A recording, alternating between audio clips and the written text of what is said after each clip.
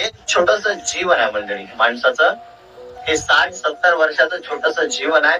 आपण या पृथ्वी तलावावरती पाहुणे आलेलो आहोत. कोण आलो? पाहुणे.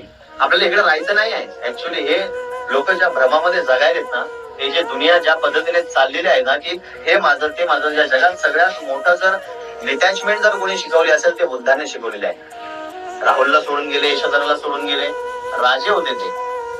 त्यांच्याकडे 1000 नांगर चालायचे बुद्धांच्या घरी, पण ते सोडून गेले सगळं राजमहल.